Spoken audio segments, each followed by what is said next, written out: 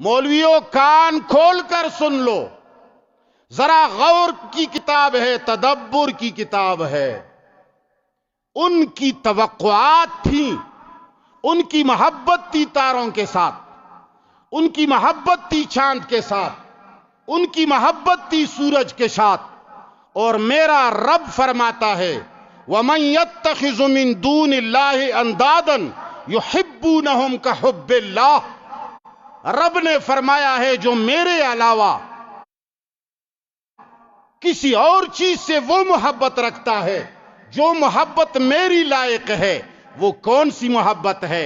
طمع والی محبت، توقع والی محبت، سربلندی والی محبت، دینے والی محبت، عزت افزا ہونے والی محبت۔ رب کہتا ہے کہ تو زبان پہ کہو یا نہ کہو، یہ تم میرے ساتھ شریک کرتے ہو۔ مالداروں سے تمہاری محبت طمع اور توقع کی ہے اور یہ شرک ہے۔ افسروں سے تمہاری محبت طمع اور تعلق والی ہے کہ یہ مجھے کہیں چھوڑا دے گا، یہ شرک ہے۔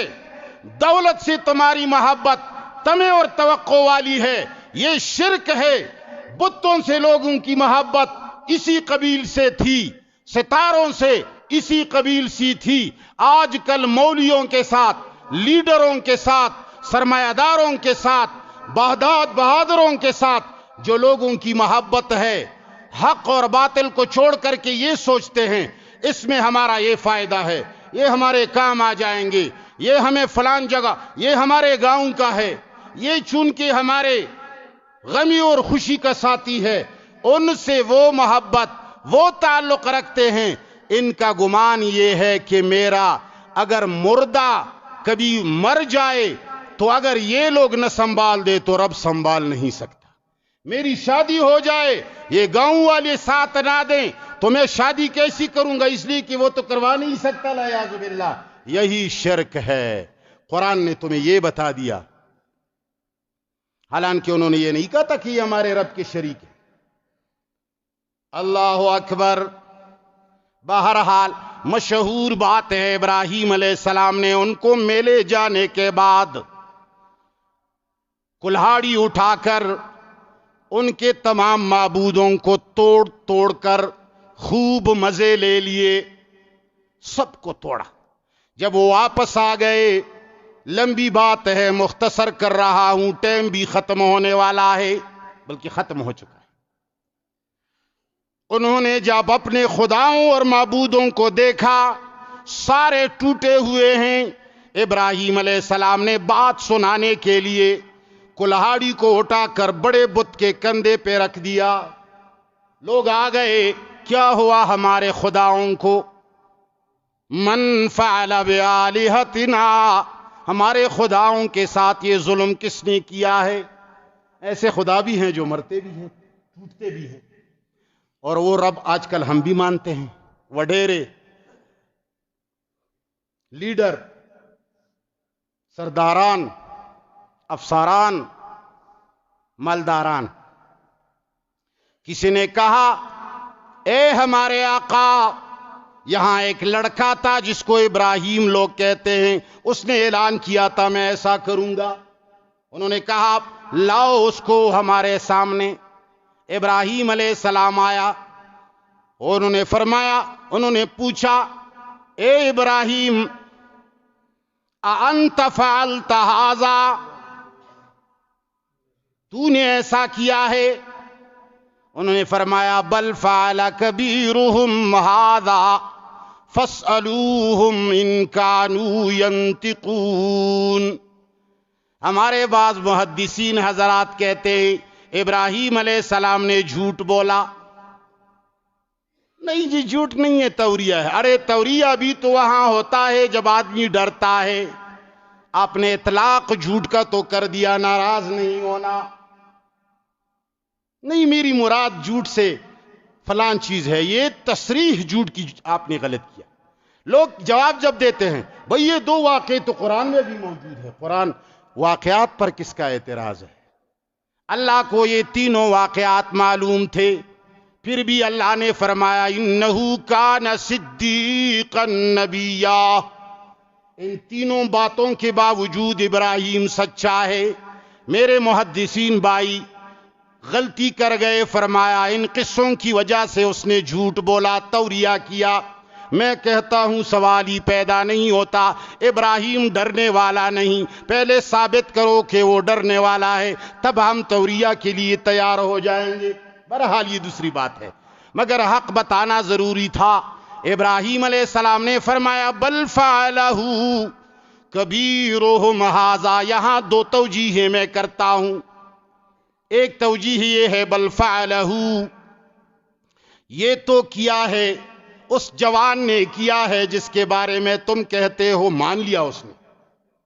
بل فعلہ، کیا ہے اس جوان نے یہ کام کیا ہے جس کے بارے میں تم کہتے ہو، لیکن کبیرہم ھذا فاسألوہم ان کانوا ینطقون۔ کل تک تو تم میری بات نہیں سنتے ہو، آج سب کھڑے ہو، ذرا میری بھی تقریر سن لو، یہ ان کا بڑا ہے، ذرا ان سے پوچھ لو اگر یہ بول سکتا ہے۔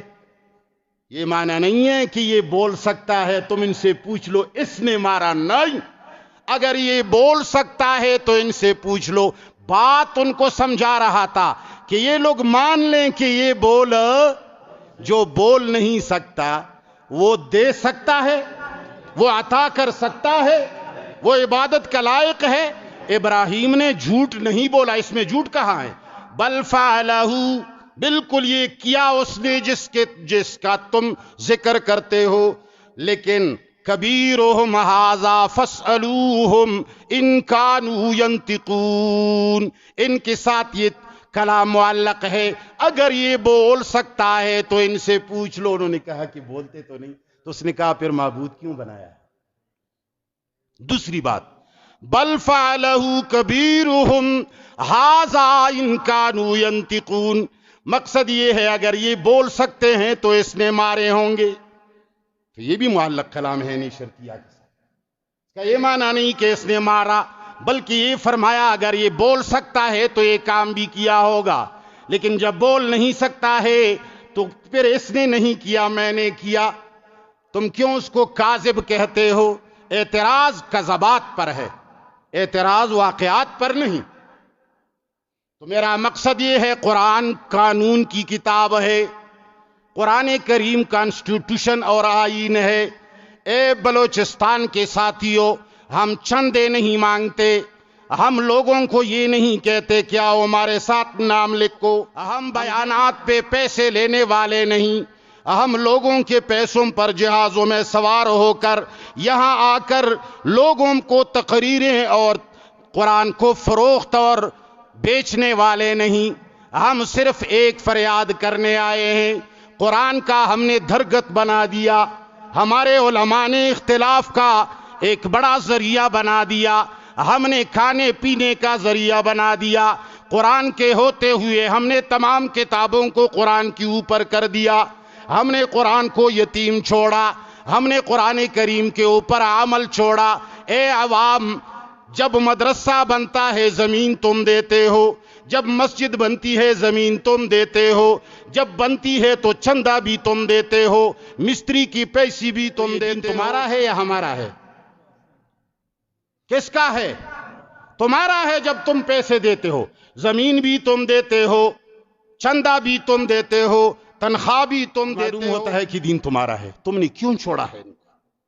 اس قرآن کو دیکھو، اس قرآن کے ساتھ چمٹو، ان کو تم لوگ ذرا اس کی مدد کرو، اس کا ساتھ دو، قرآن کو سیکھ لو، اس کے اعمال کو سیکھ لو، اس کے عقائد کے سیکھ لو۔ جس رب نے تمہیں 24 گھنٹے دیے ہیں اس رب کو آدھا گھنٹہ درس قرآن کے لیے دے دو، سمجھ لو کہ ہمارے رب نے کیا فرمایا ہے۔